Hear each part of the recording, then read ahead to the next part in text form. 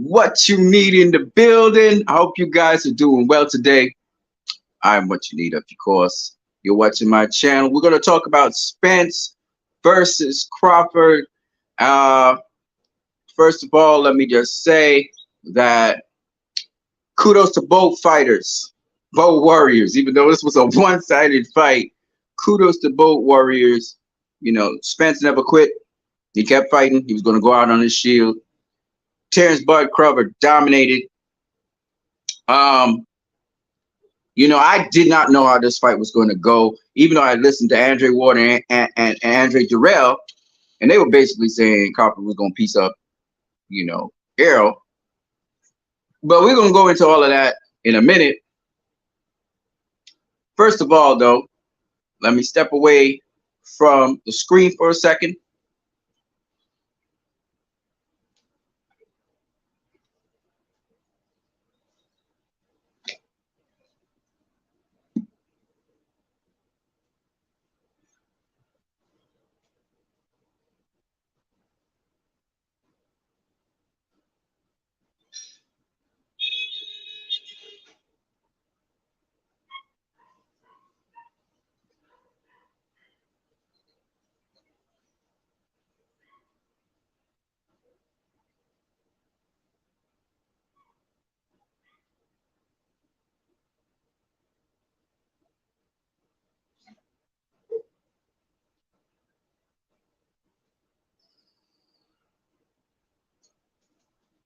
Okay, I'm back. I just stepped away from the screen for a second because, hey, Dead Game Boxing, what's up, my brother? We're going to talk about this fight. And if you want to, you can come through as a guest. You can join me. The link is in the chat. That's the link right there. We're really going to talk about this fight in several different ways. In some ways, like what other people haven't talked about. And the cool thing about this is, ladies and gentlemen, I got footage on this phone of the fight. So we actually are going to look at some of the footage of the fight, break it down bit by bit, but not too much. I don't want to say too much right now. Shout out to Dead Game Boxing. Man, I told you I didn't know who I was going to pick. I didn't know, it just began. All right. So we're going to look at this. We're going to break it down. We're going to talk a little bit.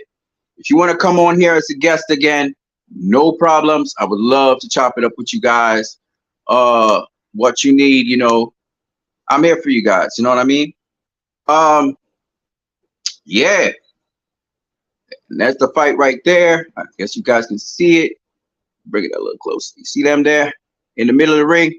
I so happen a fan actually videotaped the fight inside of the arena. So is what it is. So we're going to break it down for y'all, and y'all can break it down with me. We can talk boxing, but we want to cover stuff that other people haven't covered, right?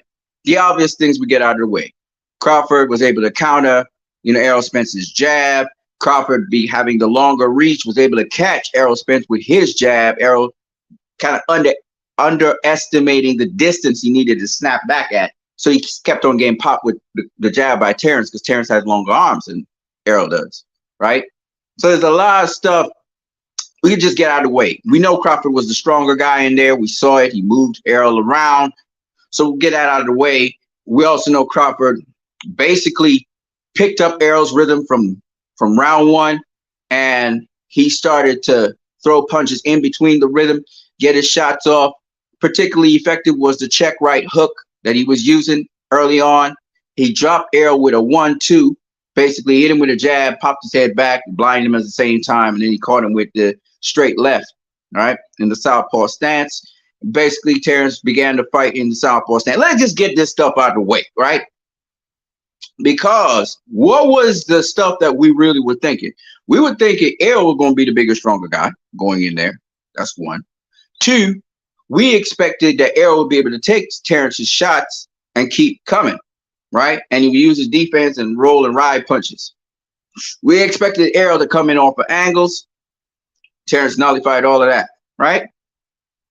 So just get the obvious stuff out of the way before we really start to talk about this fight and certain things about it and whether a rematch is warranted or not, right? So we want to get into, if you know boxing, you realize from round one, this was not going to be the fight that you thought it was going to be, right?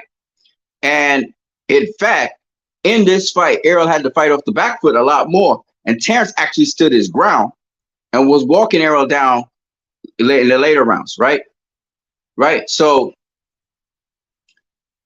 we realized this was not the fight that we thought it was going to be. For those of you who thought, Errol was going to be big and strong, he going to, be coming in and Terrence was going to, we expected Terrence not to stand in front of him. We expected Terrence to counter him. We expected Terrence to try to disable his jab. We didn't expect what we saw. Well, some of y'all probably did, but not me. All right. So we get that stuff out of the way, right? Crawford was counterpunching Errol, right? He let Errol come to him and he counterpunched him. But he was also initiating stuff off of his jab because one, he had good timing, so he was able to get that jab in.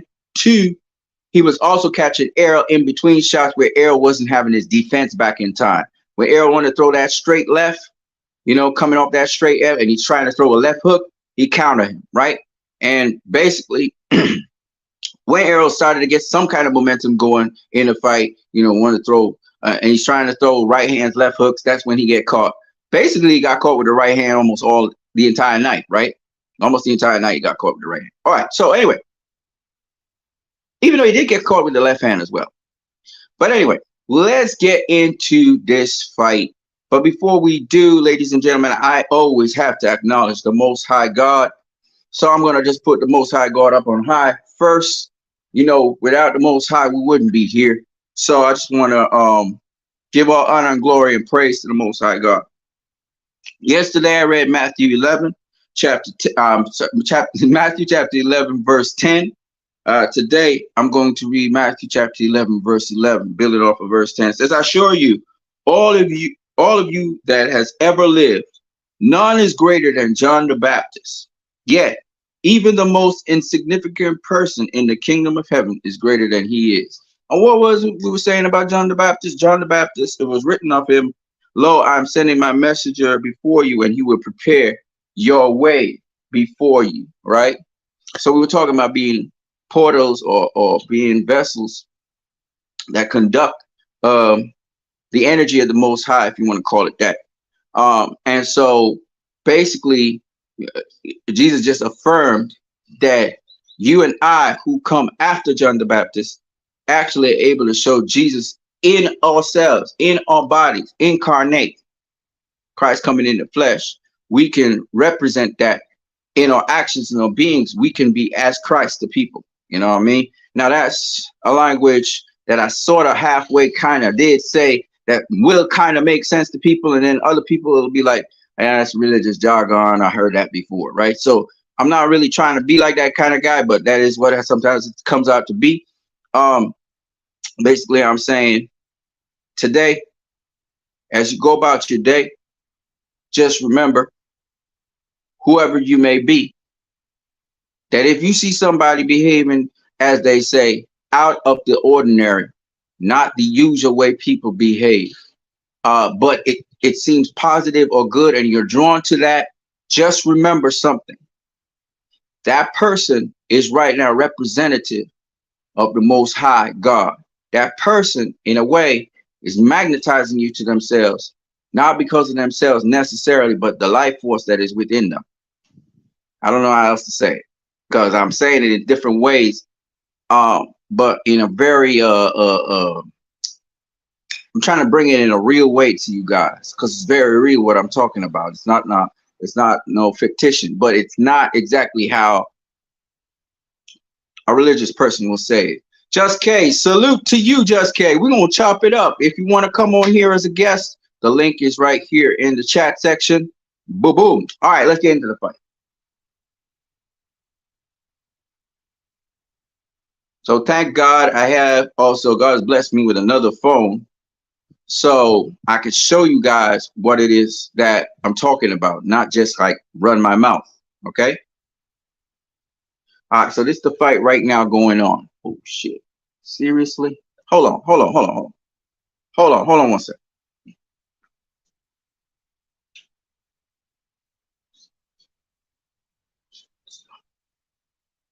Oh shit. Seriously? Why is that happening now? Because this gives off light.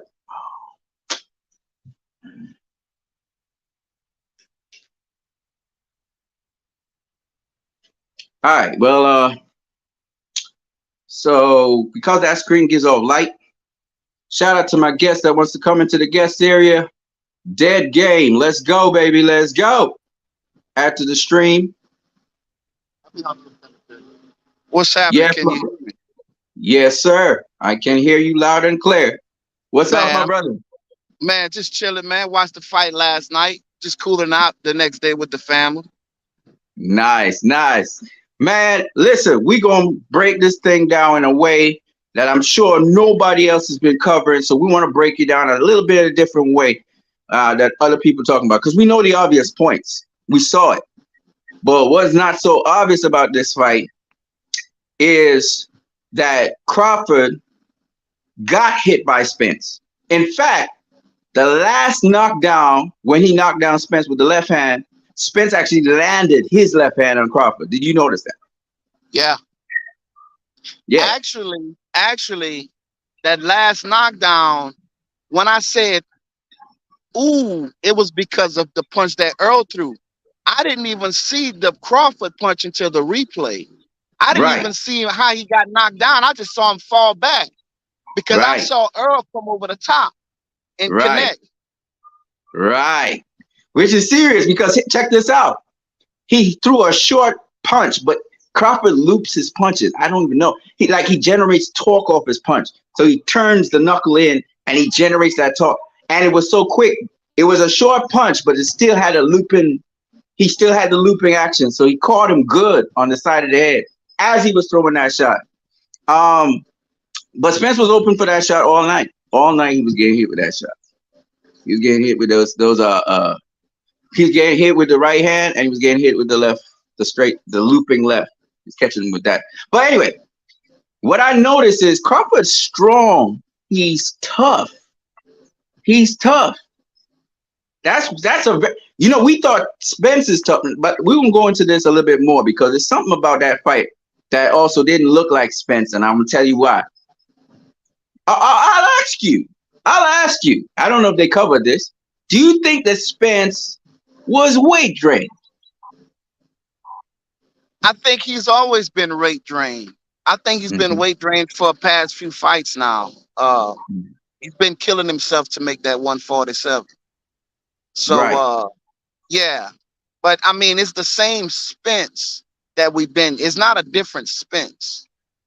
No, Spence been style wise, the same Spence. But yeah, he's been do you weight think, draining himself. right, right. But do you think he was, have you ever seen him respond to shots like that? No, man. No. Right. But I knew I'm a Bud fan, so I knew Right. Bud was strong. Yeah, he's I knew strong. Bud was gonna. I was one of the fans that was saying Bud was gonna knock him out, and Right. it's because the styles make fights.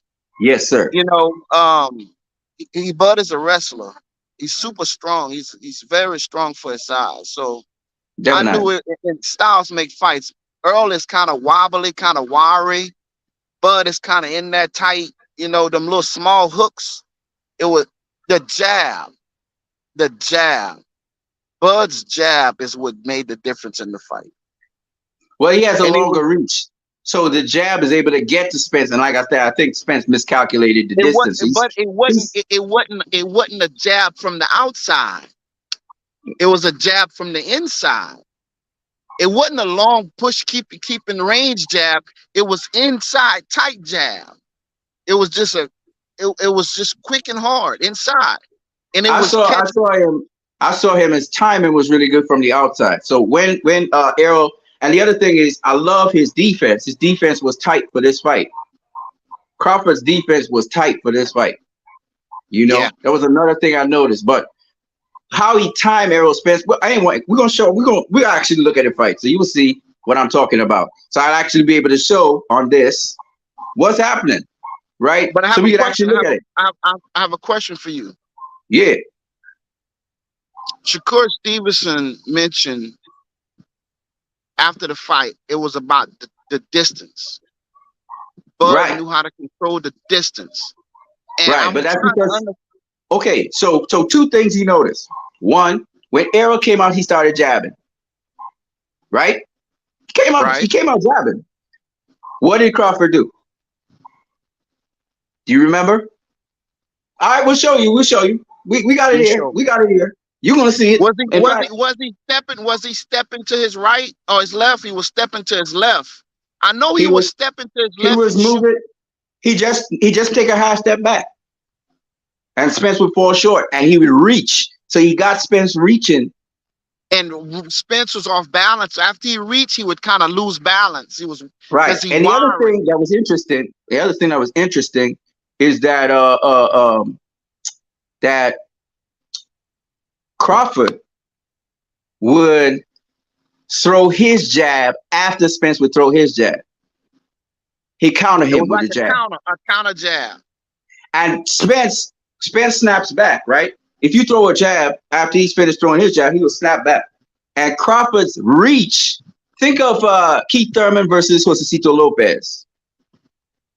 That reach, that extra reach, you think you're out of range, and boom, you still get popped.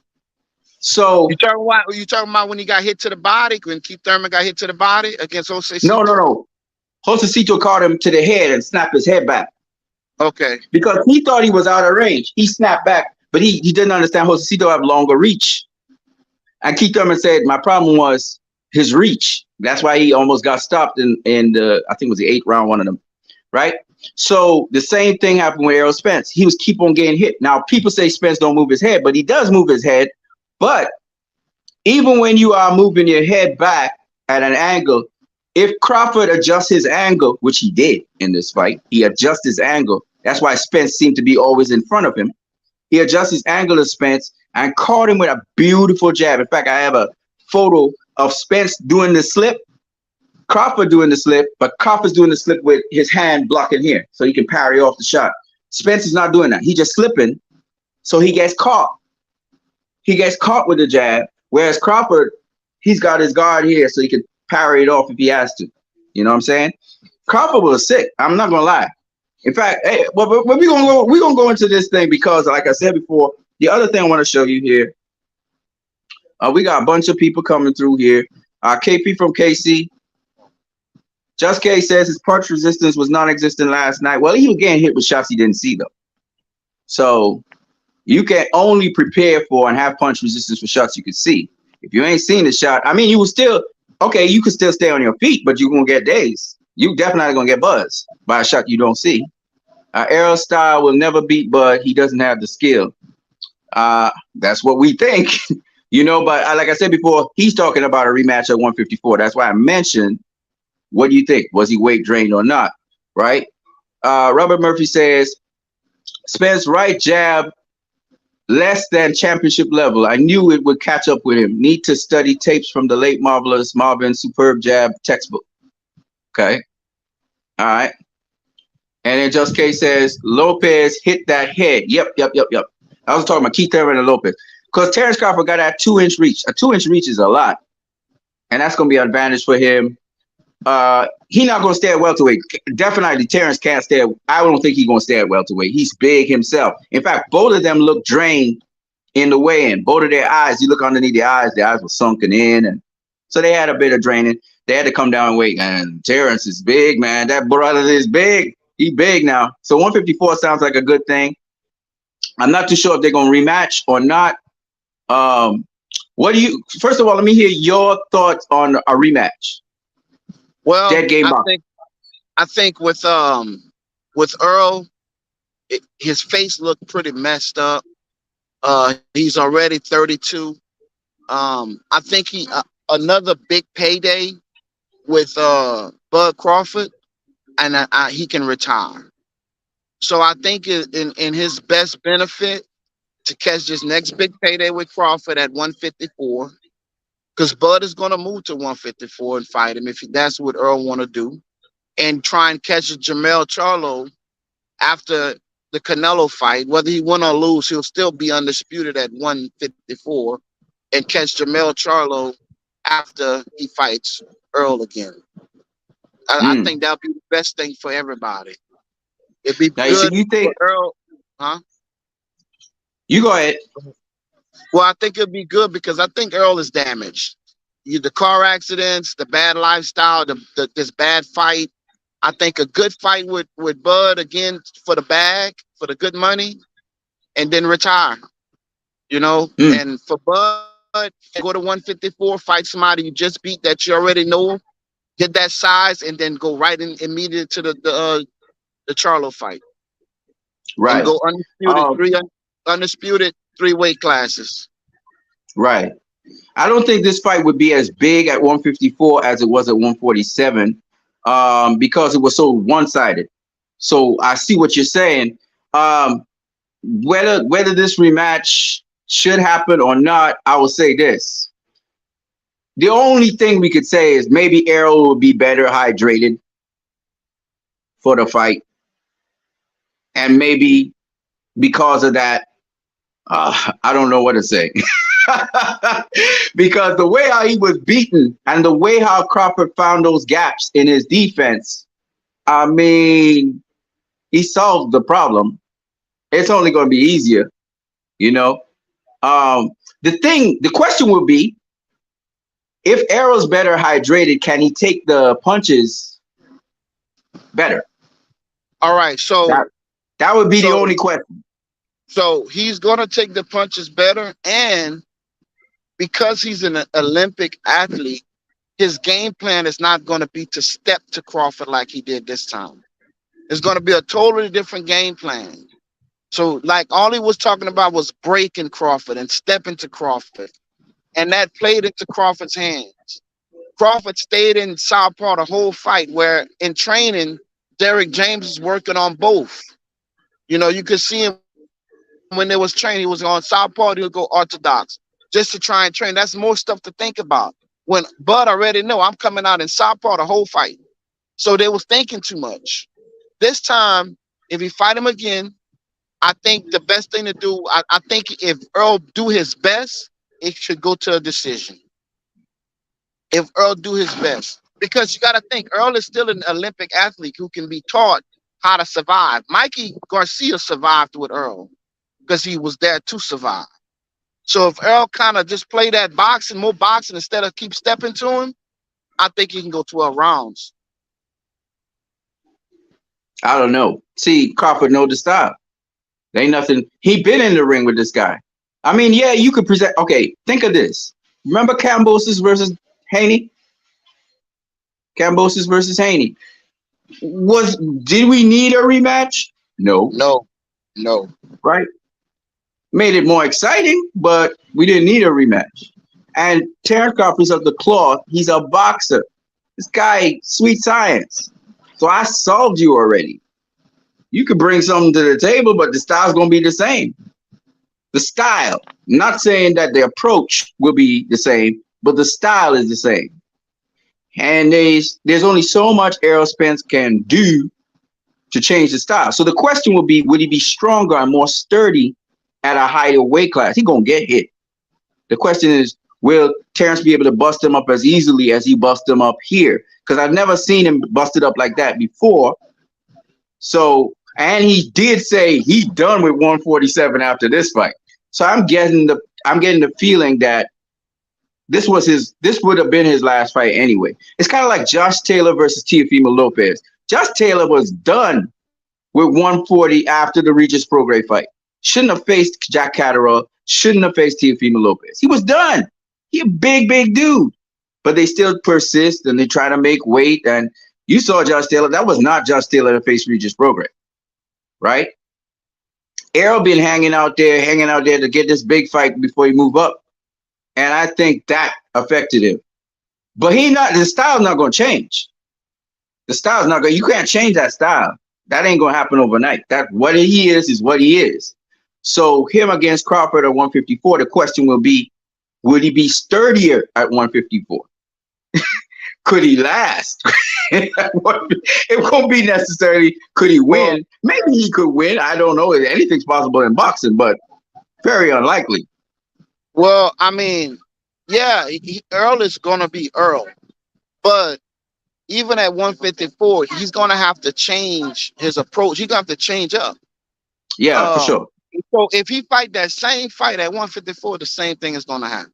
But Absolutely. but I'm just saying, I think he's an Olympic athlete who's smart enough to change it up to where he can at least it should go 12 rounds. I would think, even though Bud knows him, and I'm the biggest Bud fan, but I think he's smart enough and he'll be strong enough to at least go 12 rounds in a rematch and still lose, but go 12 rounds. Possibly, possibly, possibly. You never know. You never know.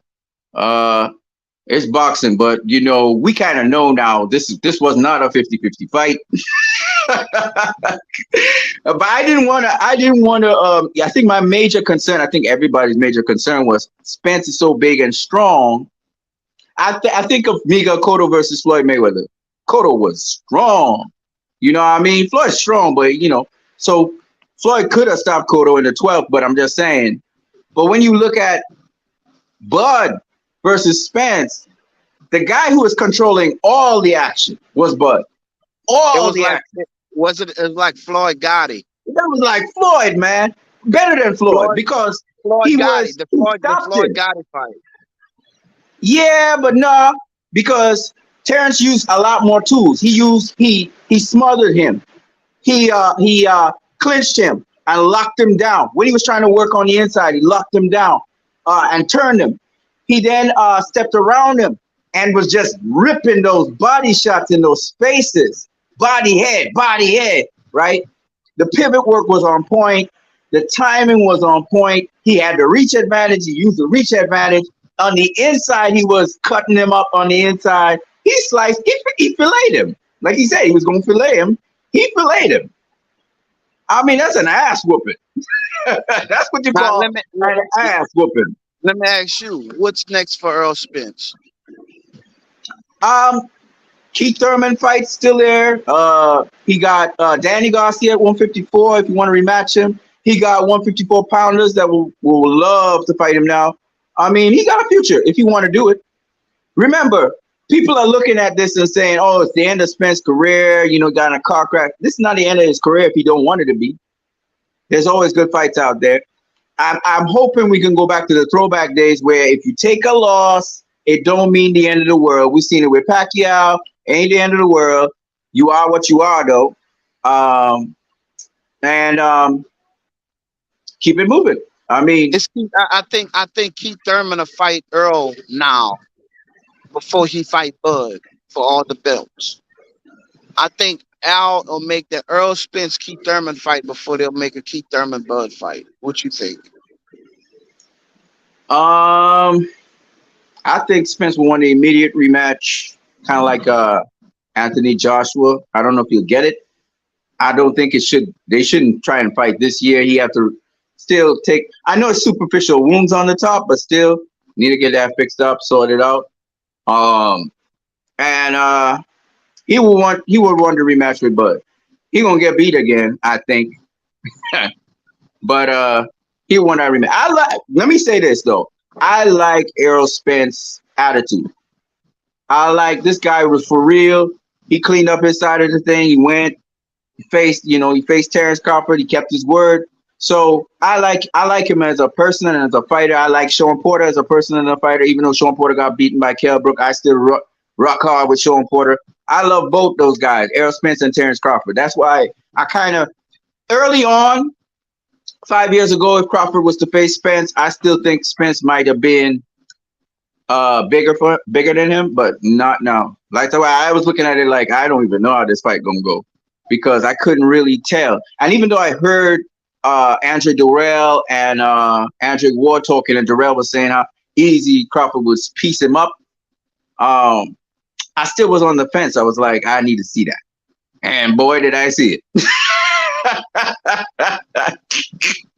He got him out of there in nine. In nine. You know what I mean? And he was definitely gonna Impressive. put some permanent damage on him too. Okay, he wasn't playing in there. Oh, he already put permanent damage. His eyes was like this. I mean, one was like this, one was like that. So it was not good, man. Yeah. But I mean, Bud's so good. I think Bud at 140 would have beat that Earl at 147. I Very mean, possible. I'm not saying no. I'm just saying when I was back then, I was looking at it and I was like, Errol, too big for him. You know what I mean? But now, hell no. Hell man, no. it's something they know about controlling the distance. Oh, Because that's what I'm Shakur, telling. Okay. So Errol never got his jab in. You got to understand when you go out, there's something called the battle of the jabs, right? So the battle of the jabs is your antenna, your feeler to find range is your jab. What did Terrence come out and do? So Errol fell short. And what did Terrence immediately do? After he fell short, Terrence touched him. He touched his hand, right? You know what that is? That's a range finder. That's a feeler. I want to know where you at. I want to keep your hands at home. I want to know where you at. And then what did he do? He feigned up top and he come down low and he stabbed him to the body. Yeah. And that was it. That was the end of the game right there. Because I know I can touch you anytime I want to. Now I'll make sure you don't touch me. Right? So boxing, that's the trick in boxing. Boxing is, can I get my shot in? Can I thread the needle, as they say? Right? Once I thread the needle, I get my jab in. Okay, now I can hit you. Now I got to make sure and see that you can't hit me because that's the sweet science, right? So Bud basically kept on the outside or he was deep in the pocket. When he was deep in the pocket, he had several different methods he was using on Spence. He was either locking him up and turning him, or he was pivoting around him and running them combinations, baby. You know? So he was turning him. And that's what a lot of people, he was standing in front of him. In fact, he was walking him down. He was dog walking his ass down at a certain point, but he didn't do it initially. You know, initially he counterpunched him. He blinded him with the jab, snapped his head back because he realized the jab was working. And snapped his head back and came with the left right behind it and put him down. Right? So, you know, it was beautiful. Like I said, we should really be watching this. So let me get to it. So let's get to it there. Just K says agreed. Spence lasting is more of the issue. Yeah. It is. I mean, Spence he got a heart of a lion. He got a heart of a challenge. He loves the challenge. Fighters love challenges. So obviously, he would like to have a second dig at Crawford, but I think Crawford's about 3 levels above him. 3 or 4 levels above him. Crawford is the best fighter on the planet right now. Period. You know? All right. So here we are. I'm gonna show you this. I don't know if you can see it, but we're gonna try and get it. I'm gonna lose internet. I'm gonna come back on. Okay. Do All your right, thing. brother. Yes, man. So here we are. So this is them here. I don't know if you guys can see this or not. Oh yeah, you can. So there they are in the center of the ring. See, Errol Spence trying to get to Crawford. Crawford just moved that half step back, and Crawford's actually walking him down right there. I don't know if you guys can see that. Right? See Crawford's there. Inching in. He's inching in. Spence is throwing his jab right there, but nothing lands. Then Crawford hits him with a jab. He realizes he could hit him already.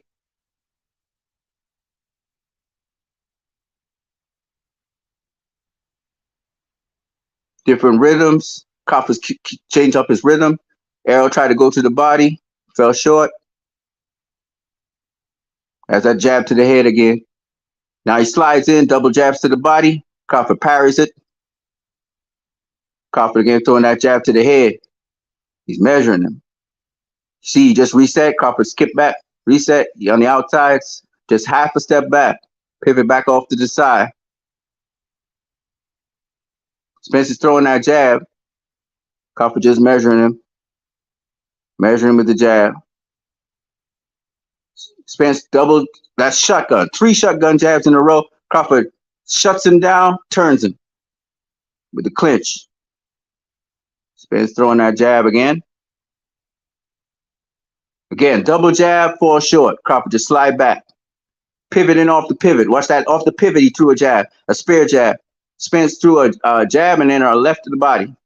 Jab again by Spence. Crawford moving in, blocks the shots.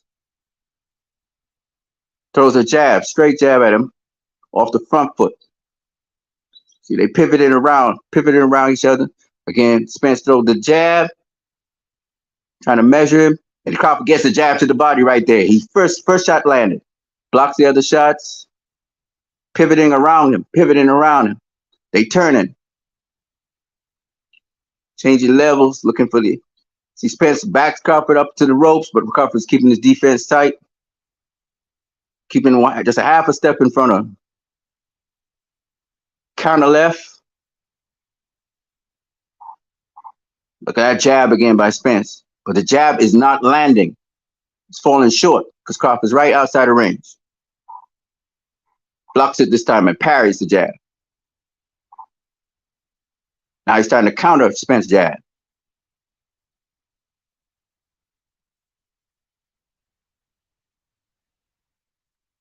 All right. Spence come up again, straight jab. Crawford just slides back. That's the end of the round. All right. So what I'm trying to tell you guys is it's called the Battle of the Jabs. All right. Let me get to the next round. Okay, here's the next round right here. All right. I'll show you guys something, right? So we can keep it moving. Try to get this nice and full in the center here. All right, watch this. Is it playing? Oh, it's playing. All right, cool. Oh shit. All right, so hold on a second. I got you, baby.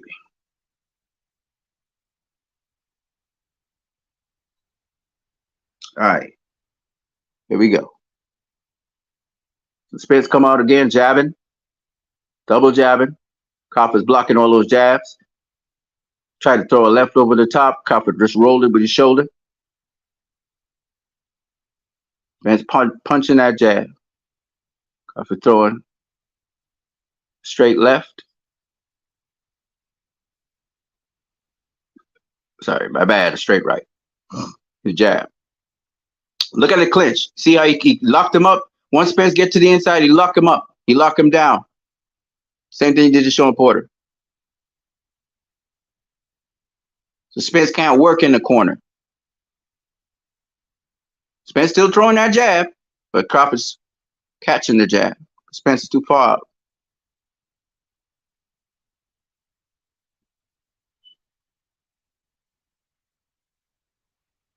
out. Caught him with the jab to the body. That's Crawford there, catching him with the jab. You see what he did with his hand? He looped his hand around. It's kind of hooking his hand.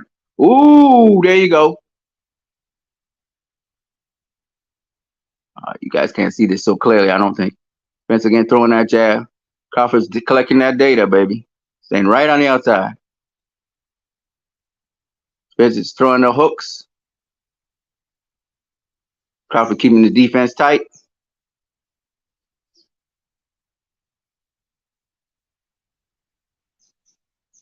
Spence caught him with the jab right there.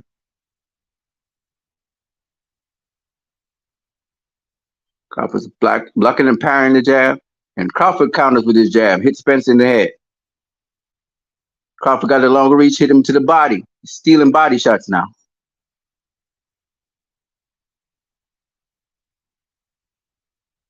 Spence tried to throw a looping left on Crawford.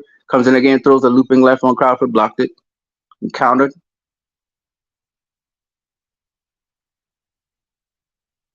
Clinch up, he locked him up again. Once he get close, pushed him off. I guess that's where everybody was making the ooh-ah. There's those jabs again. Crawford counters Spence as he's coming in low with the jab.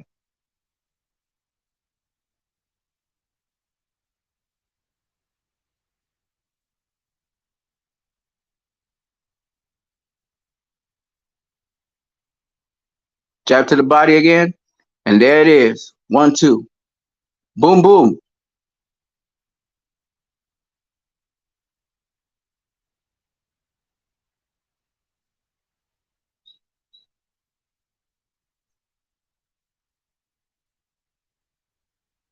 Catches him again over the top. Catch him with a left hook. He's really trying to crash him. And that's the end of the round right there. Okay. I wish you guys could see it a little bit closer and sharper. But the point is that Crawford's keeping his defense tight and countering Spence's jab. When Spence get too close inside, because it's early in the fight, he's locking him up. So Spence can't do any work. And Spence still can't find range.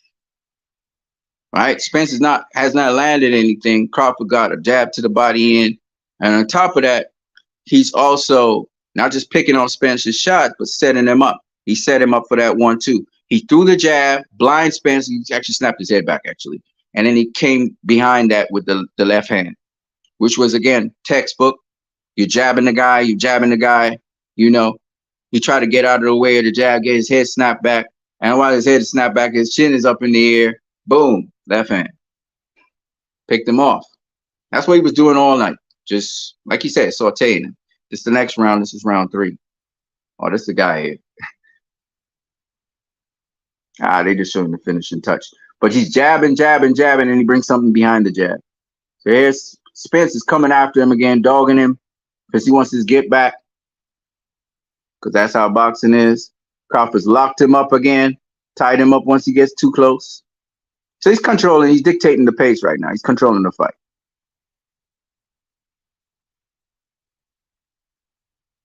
He's on the back foot. Spence is on the front foot. Spence got him in the corner. Keeps his defense tight. Spence is throwing a lot of push shots, but they're just being blocked. And clinched him up. Crawford pushed him off. Pop that jab. Pop that jab again. Pushed him off with the jab. Caught him with a body shot as Spence was dipping down to his left, trying to get in on him.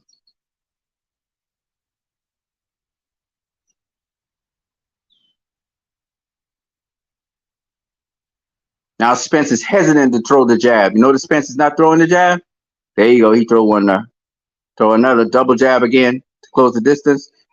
And he really starts to work Crawford on the inside there. He got a little bit of work going there. Get popped with the jab again. You guys can't see this. It's too far away. Pop with the jab again. Because Crawford got that long jab. Again, nice defense by Crawford. Spence mounting his offense and then backs off because he realized he ain't landing nothing.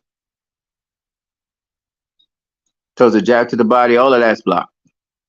Y'all can't see that though. Woo! Counter left-right combination. Clinch him up, lock him down.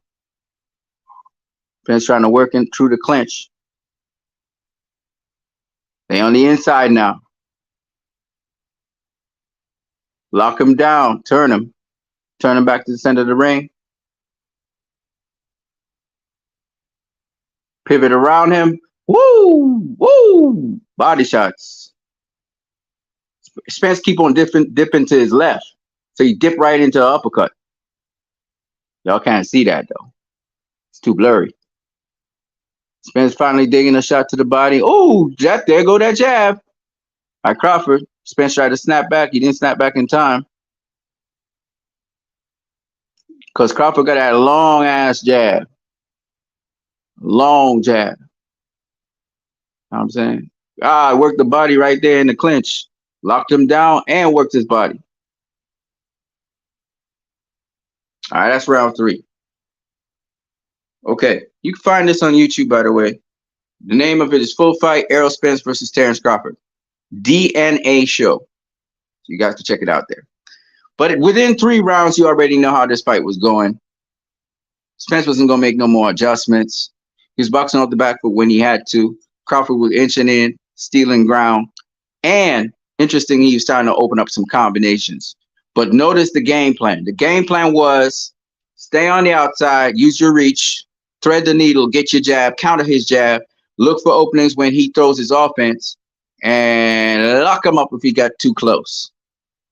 But as the fight progressed and Spence got weaker and weaker, he started to work the body more, right? Also behind, he came with a 1-2 behind the jab. Of course, watch the pivot work as well as he's circling Errol Spence. He's going around him. He's turning him, right? But like I said, the things that we didn't really discuss is this. We didn't discuss that Terrence is strong, right? He's tough. He could take punches too.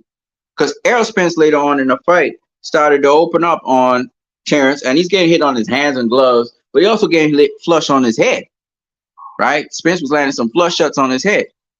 But Crawford would catch him with shots which he would set him up with. So he set him up with the jab, set him up with the jab, and then he started finding the openings to the body and to their head and started picking them off bit by bit, right?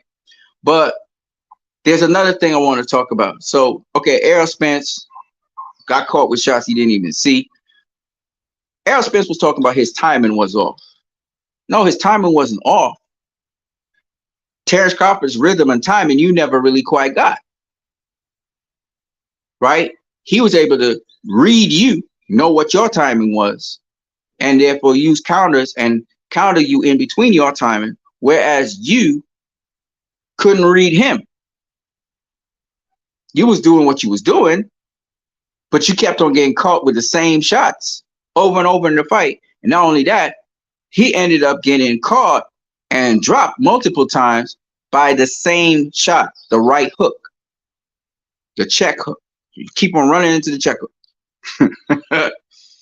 And as a result of that, in fact, the last time he got knocked down was a check hook, I believe. I can't remember. But the point is that Errol Spence, well, he was kind of trying to get his rhythm and timing going, but that wasn't the problem. The problem was that he hadn't read what Terrence Crawford was doing to him. So he got set up many different ways. And then Terrence basically turn him. If he come too close, close him down. When he try to cut the distance, make him pay. And also, in addition, make sure that you counter his ass. And that's basically what Terrence did for the entire fight, except in the moments when he started walking down Spence, and Spence had to fight him off the back foot, which, by the way, Spence is good at fighting off the back foot as well. He showed he got skills. He mostly got caught on the front foot, right, coming in. So, you know, like you said, Olympic athlete, have skills. But the thing about it is, like I said before, and this is something that, again, I didn't hear the other people talking about, Terrence could take a shot too.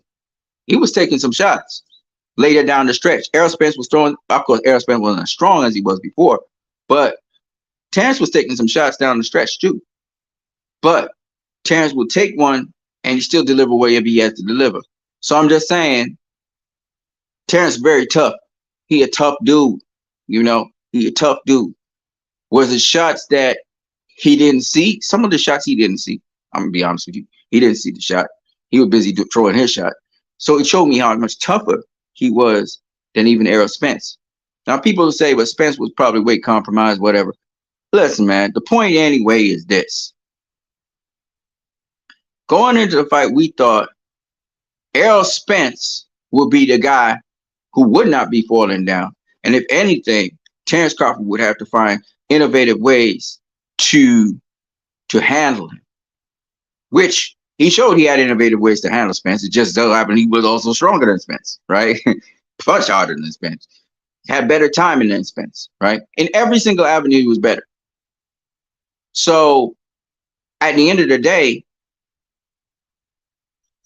Errol Spence, what he could do to offset that would have been to make an adjustment, which if you ain't practiced it, you can't do it, right? Or if it's not something in part of your repertoire, you can't do it.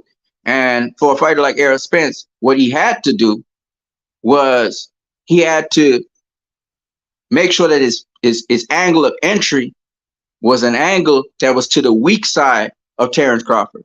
Meaning Errol Spence was supposed to attack Terrence Crawford.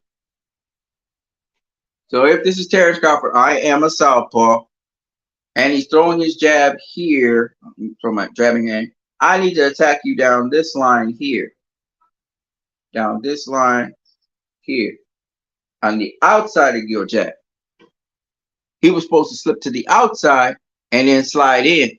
Crawford was pivoting with him and sometimes before him, and that was also offsetting the angle, so Spence couldn't make that angle. But for me, what I know about Errol Spence is he comes off of angles. He try and come to the weak side, do his thing, and then pivot off to the other side. When you're going to throw your power hand, he pivot underneath. He might roll under or pivot to the side here, and he work the other side with your other weak side.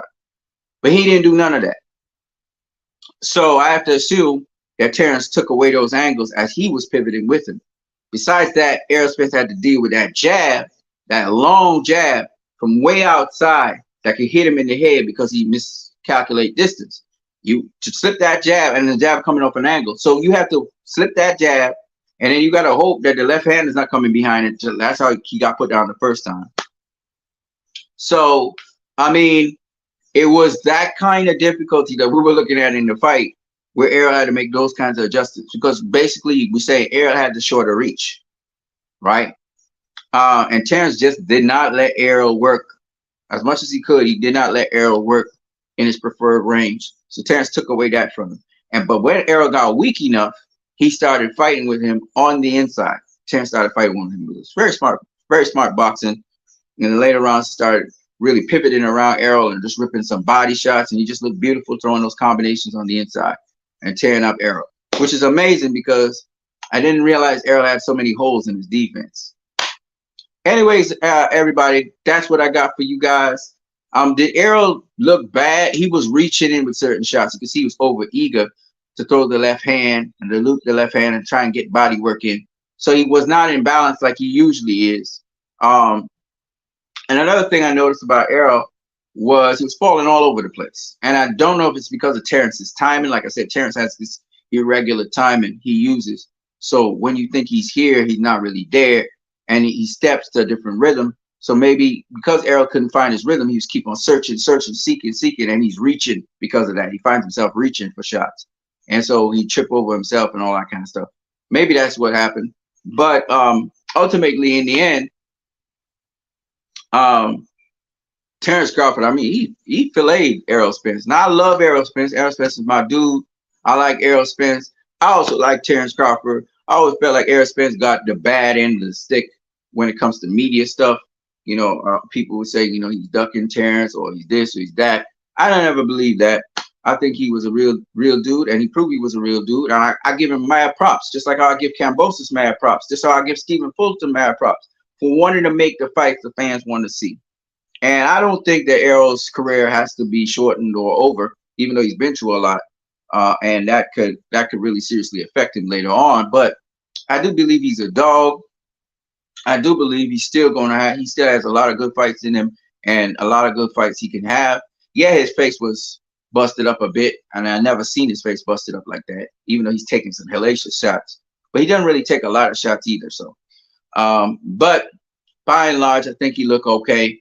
And he was conducting himself pretty well. So ultimately, in the end, and again, he didn't want the referee to stop the fight. He was like, "Well, don't stop." His ass was about to get cooked bad.